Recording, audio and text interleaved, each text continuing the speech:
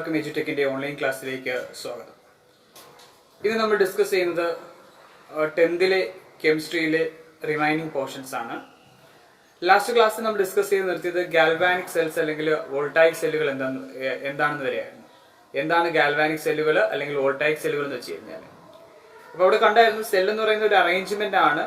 Chemical എനർജിയെ electrical energy ആയിട്ട് convert ചെയ്യുന്ന ചില അറേഞ്ച്മെന്റ്സ് ആണ് എന്ന് പറയുന്നത് സെൽസ് എന്ന് പറയുന്നത്.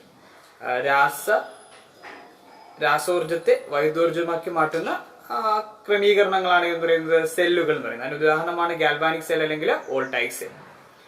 എന്നാൽ ചില അറേഞ്ച്മെന്റ്സ് ഉണ്ട്. In that arrangements electrical energy is converted into chemical energy. Electrical എനർജിയെ കെമിക്കൽ എനർജി ആയിട്ട് മാറ്റി കൺവേർട്ട് ചെയ്യുന്ന ചില അറേഞ്ച്മെന്റ്സ് ഉണ്ട്. ഓക്കെ, അപ്പൊ ഇന്ന് നമ്മൾ ഡിസ്കസ് ചെയ്യാൻ പോകുന്നത് അത്തരത്തിലുള്ള ചില അറേഞ്ച്മെന്റ്സിനെ കുറിച്ചാണ്.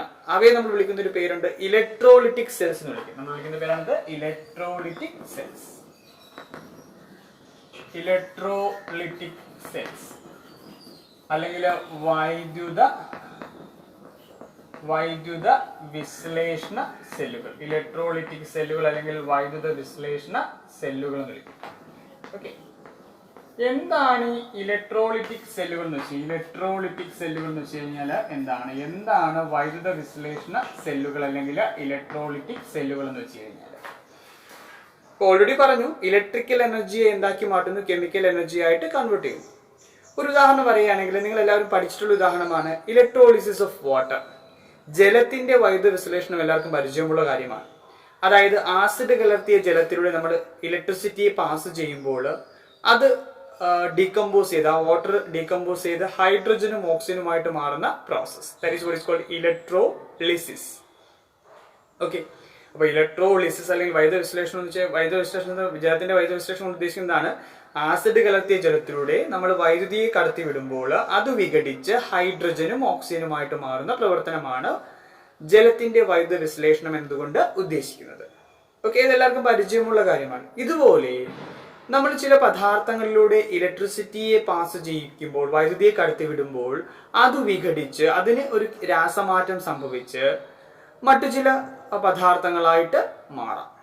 ഓക്കെ, ഇങ്ങനെ ഇലക്ട്രിസിറ്റി കടന്നു പോകുമ്പോൾ, വൈദ്യുതി കടന്നു പോകുമ്പോൾ രാസമാറ്റത്തിന് വിധേയമാകുന്ന ആ പദാർത്ഥങ്ങളെ നമ്മളൊരു പേര് വിളിക്കും. അവയെ വിളിക്കുന്ന പേരാണ് ഇലക്ട്രോലൈറ്റുകൾ. ഇലക്ട്രോലൈറ്റ്സ് എന്ന് പറയും. Electrolytes. Okay, electrolytes are substances which undergoes chemical change by passing electricity through it. നമ്മൾ വൈദ്യുതിയെ കടത്തിവിടുമ്പോൾ രാസമാറ്റത്തിന് വിധേയമാകുന്ന പദാർത്ഥങ്ങളെ നമ്മൾ വിളിക്കുന്ന പേരാണ് ഇലക്ട്രോലൈറ്റുകൾ എന്ന് പറയുന്നത്. Okay, some substances in molten state or in the form of solutions, when electricity is passed through it, it undergoes a chemical change. Such substances are called electrolytes. സാധാരണഗതിയിൽ ഉരുകിയ അവസ്ഥയിലോ ലായനീ രൂപത്തിലുള്ള പദാർത്ഥങ്ങളിലൂടെ നമ്മൾ ഇലക്ട്രിസിറ്റിയെ കടത്തിവിടുമ്പോഴാണ് അവയ്ക്ക് രാസമാറ്റം സംഭവിച്ച് മറ്റു ചില ഘടകങ്ങളായിട്ട് മാറുന്നത്. ഇത്തരം പദാർത്ഥങ്ങളെ നമ്മൾ വിളിക്കുന്ന പേരാണ് ഇലക്ട്രോലൈറ്റുകൾ എന്ന് വിളിക്കുന്നത്. ഉദാഹരണം പറയുകയാണെങ്കിൽ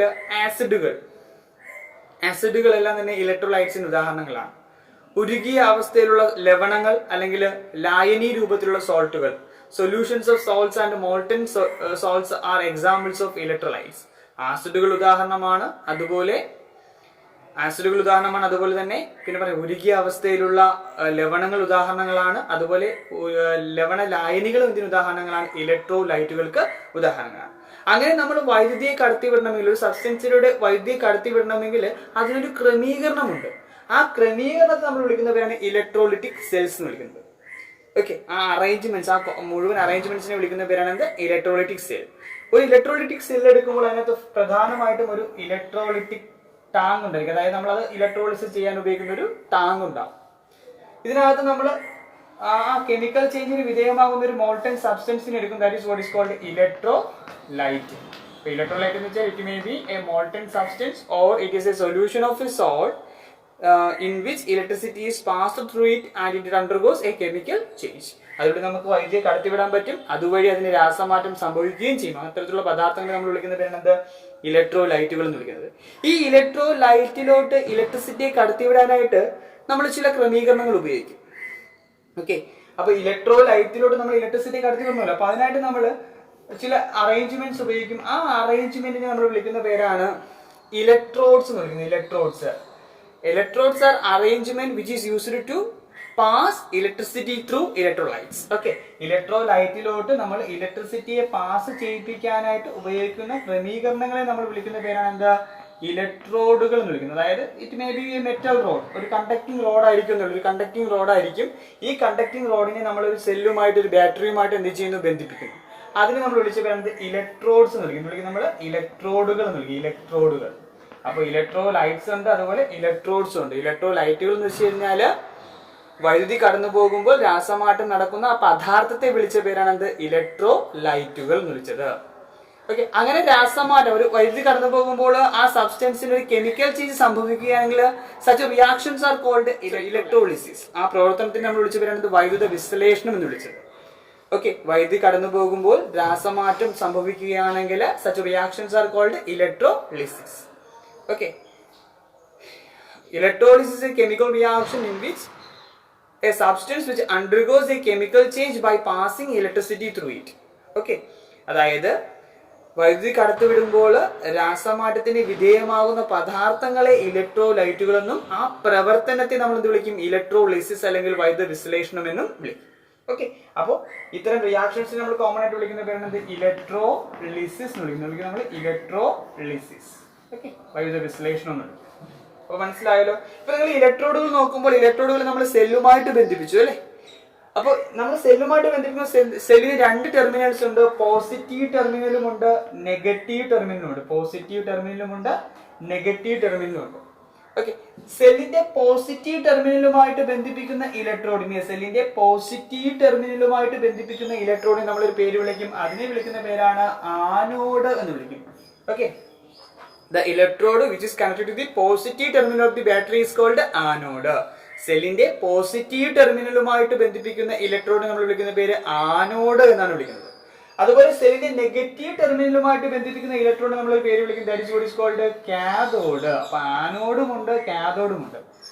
ആനോഡ് എന്ന് വെച്ച് കഴിഞ്ഞാൽ an electrode which is connected to the positive terminal of the battery is called anode, and the electrode which is connected to the negative terminal of the battery is called cathode.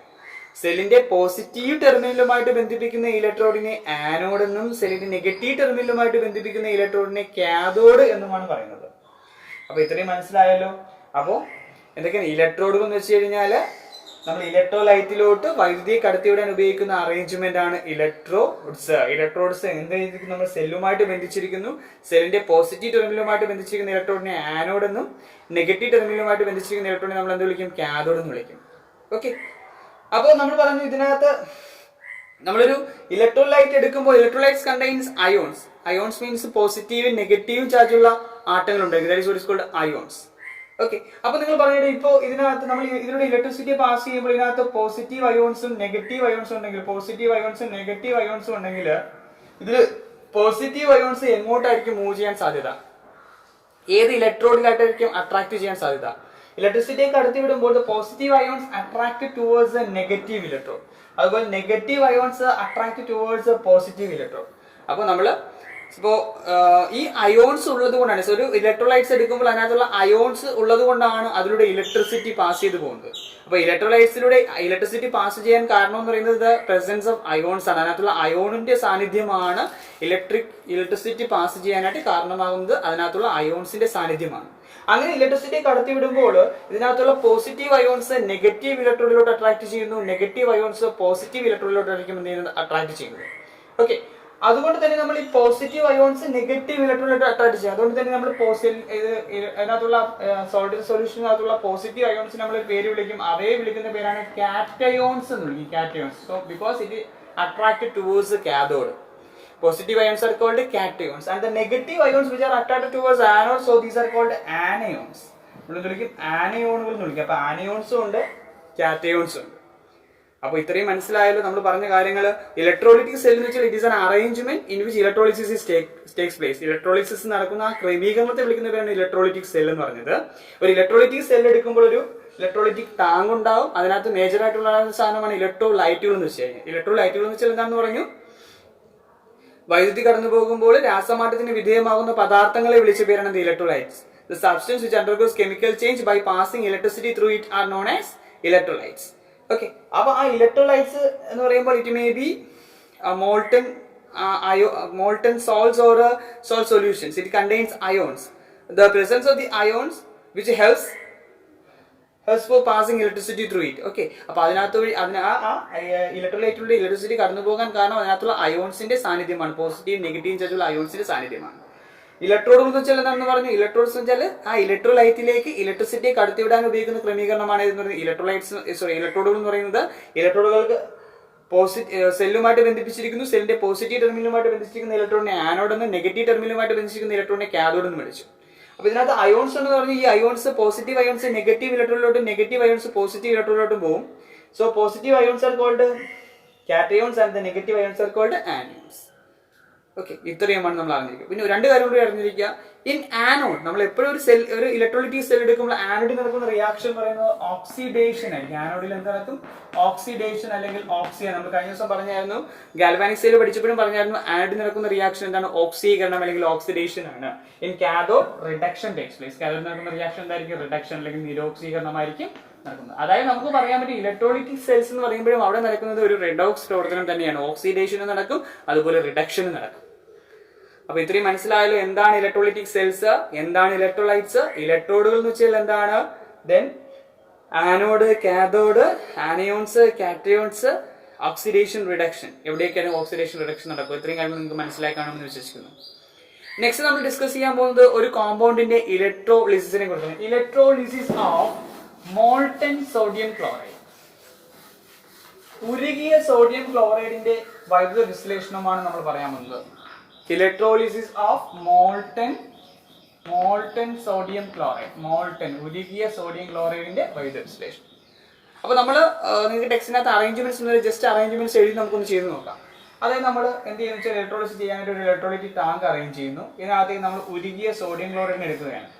Molten NaCl is taken in a beaker. ഒരു ബീക്കറിനകത്ത് ഉരുകിയ sodium chloride solution എടുത്തിരിക്കുകയാണ്. Okay, ഇനി നമ്മൾ ചെയ്യാൻ പോകുന്ന കാര്യങ്ങൾ എന്ന് പറയുന്നത് ഇതിനകത്തേക്ക് ഇലക്ട്രോഡുകൾ ക്രമീകരിക്കുന്നത്. വേണമെങ്കിൽ രണ്ട് കാർബൺ റോഡുകൾ എടുക്കാം. രണ്ട് കാർബൺ റോഡുകൾ അറേഞ്ച് ചെയ്യുന്നു. So one is connect with the positive terminal of the battery and other is connect with the negative terminal of the battery. Okay, അത് സ്വിച്ചുമായിട്ട് ബന്ധിച്ചിട്ടുണ്ട്. സ്വിച്ച് ഓൺ ചെയ്യുമ്പോൾ സ്വാഭാവികമായിട്ട് ഇലക്ട്രിസിറ്റി കടന്നു പോകും. ഇപ്പോൾ ഉരുകിയ അവസ്ഥയിലായതുകൊണ്ട് anyway electricity is passed through it. Okay, because it contains ions. Ions have freedom of movement. So electricity is passed through the molten sodium chloride. അപ്പോൾ ഉരുകിയ സോഡിയം ക്ലോറൈഡിലൂടെ എന്ത് ചെയ്യും? ഇലക്ട്രിസിറ്റി കടന്നു. It contains the molten NaCl consists of Na plus and Cl minus ions. Okay, ഇവിടെ this is negative terminal, this is positive terminal. അപ്പോൾ Na പ്ലസും അതുപോലെ Cl minus ions ആണുള്ളത്. When electricity is passed through this molten NaCl, the Na plus ions attracted towards the negative terminal or cathode.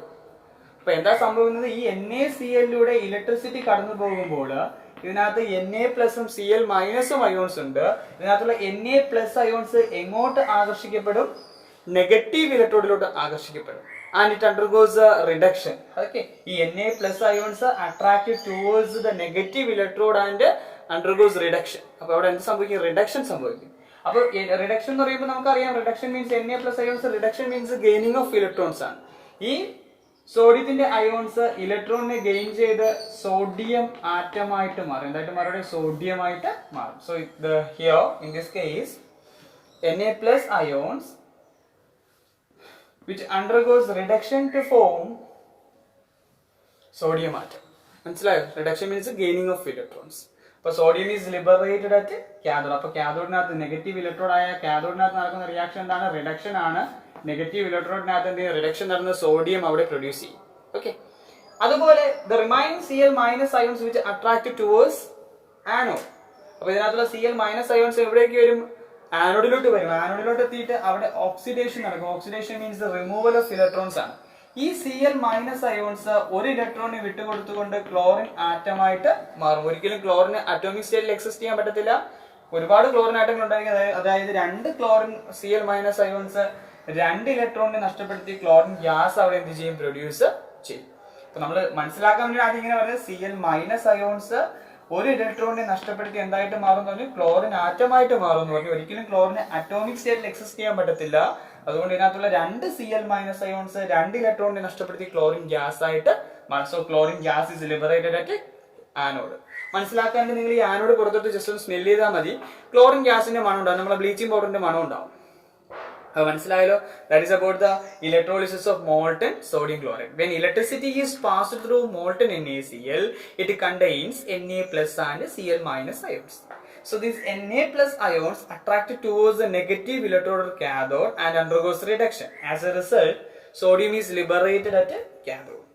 The Cl minus ions attract towards anode and it undergoes oxidation and chlorine gas is liberated at anode. This is about the electrolysis of molten sodium chloride. അപ്പോൾ ഉരുകിയ sodium ക്ലോറൈഡിലൂടെ ഇലക്ട്രിസിറ്റിയെ കടത്തിവിടുമ്പോൾ അതിനകത്ത് Na+ അയോണുകളും Cl- അയോണുകളുമാണുള്ളത്. ഈ Na+ അയോണുകൾ negative ഇലക്ട്രോഡിലേക്ക് എത്തി അവിടെ വെച്ച് നിരോക്സീകരണം സംഭവിച്ച് sodium atom പുറത്തേക്ക് വരുന്നു. അതുപോലെ Cl- അയോൺസ് ആനോഡിലെത്തി ഓക്സീകരണം സംഭവിച്ച് ക്ലോറിൻ ഗ്യാസ് അവിടെ ലിബറേറ്റ് ചെയ്യും. മനസ്സിലായി? This is about the electrolysis of molten sodium chloride. മനസ്സിലായോ എല്ലാവർക്കും? ഉരുകിയ സോഡിയം ക്ലോറൈഡിന്റെ വൈദ്യുത വിശ്ലേഷണമാണ് നമ്മളിവിടെ പറഞ്ഞത്. ഓക്കെ, നെക്സ്റ്റ് നമ്മൾ ഡിസ്കസ് ചെയ്യാൻ പോകുന്നത് സോഡിയം ക്ലോറൈഡ് സൊല്യൂഷന്റെ ഇലക്ട്രോളിസിസിനെ കുറിച്ചാണ്. എങ്ങനെയാണ് സോഡിയം ക്ലോറൈഡ് സൊല്യൂഷന്റെ ഇലക്ട്രോളിസിസ് എന്ന് പറയുന്നത് നമുക്ക് നോക്കാം. ഇത് സോഡിയം ക്ലോറൈഡ് സൊല്യൂഷൻ എന്ന് പറയുമ്പോൾ നമുക്കറിയാം എങ്ങനെ സോഡിയം ക്ലോറൈഡ് സൊല്യൂഷൻ ഉണ്ടാക്കുന്നത്. കുറച്ച് സോൾട്ട് എടുത്ത്, sodium chloride means common salt, salt എടുത്ത് വെള്ളത്തിട്ട് ലയിപ്പിച്ചെടുക്കും. ഓക്കെ, അപ്പോൾ ഈ സോഡിയം ക്ലോറൈഡ് സൊല്യൂഷൻ എടുക്കുമ്പോൾ ഇത് contains Na+, Cl-, then water എന്ന് പറയുമ്പോൾ H+ ആണ്, OH- അയോൺസ്.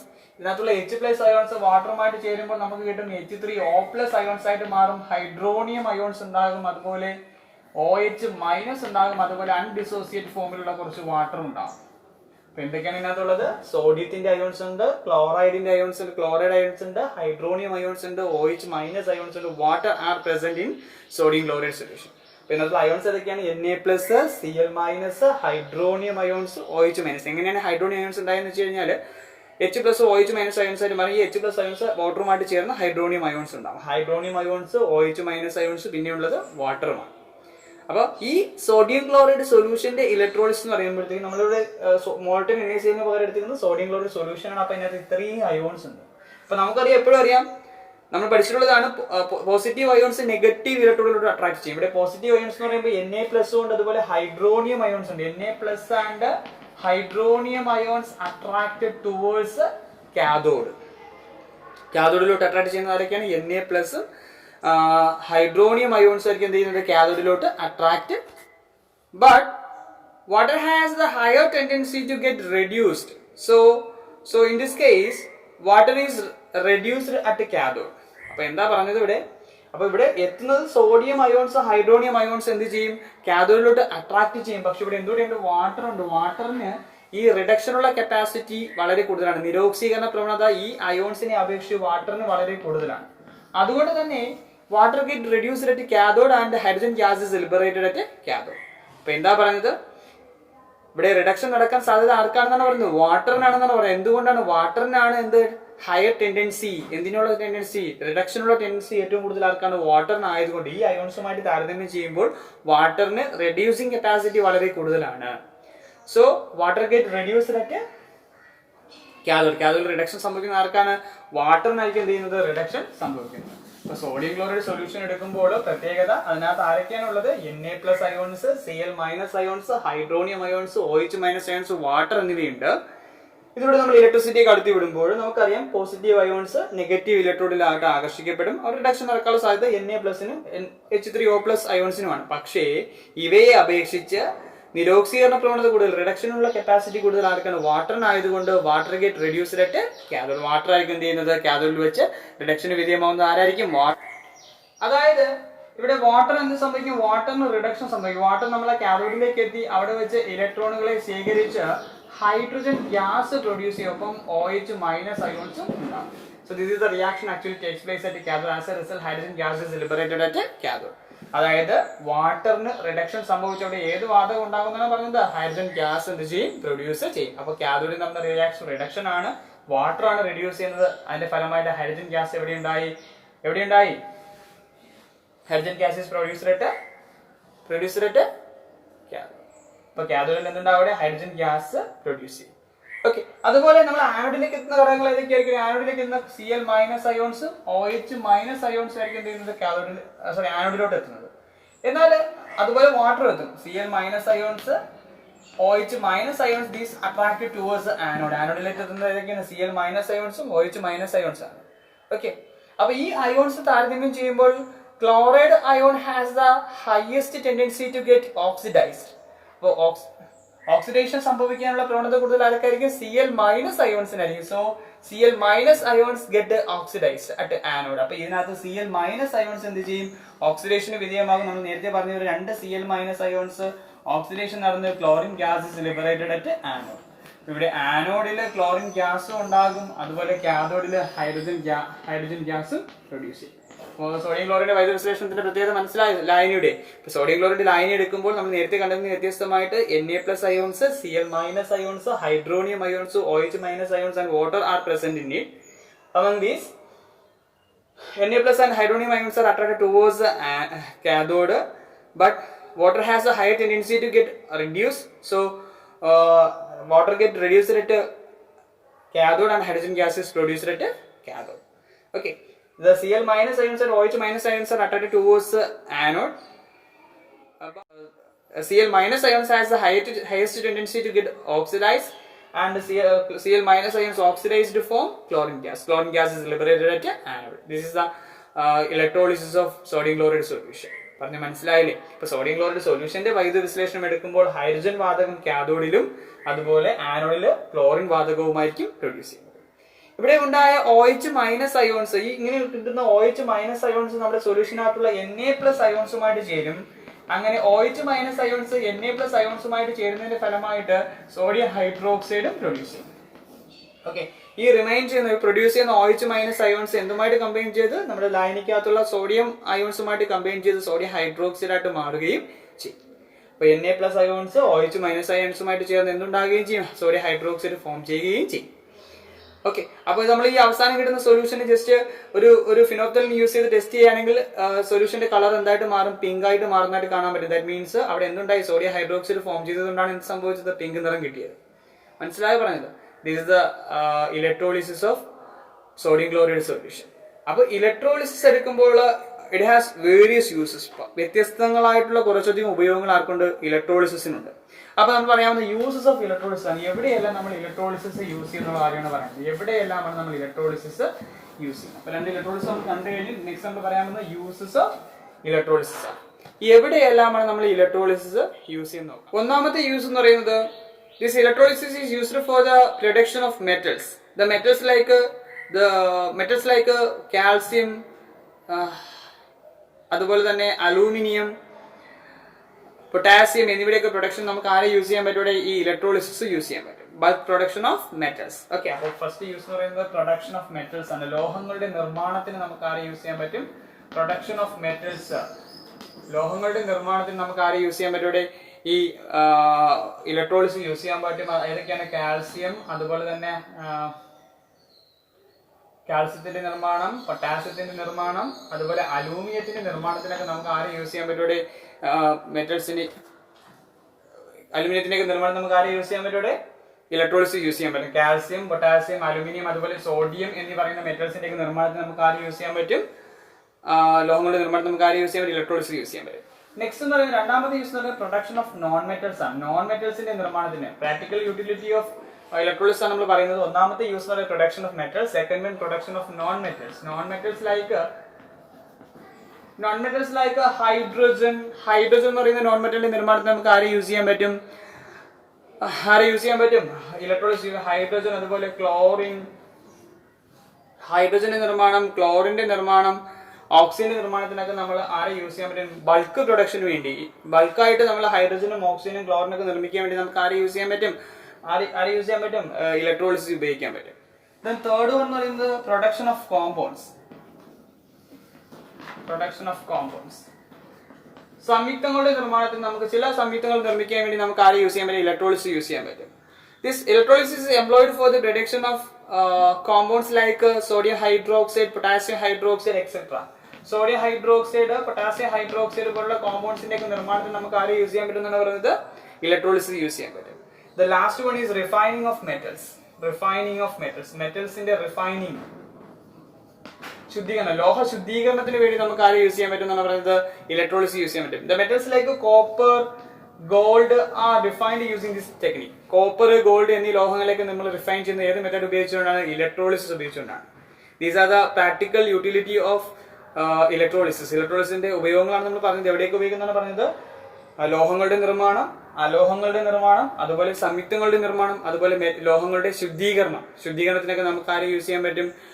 ഇലക്ട്രോളിസിസ്, വൈദ്യുത വിശ്ലേഷണം എന്ത് ചെയ്യാൻ പറ്റും? ഉപയോഗിക്കാൻ പറ്റും.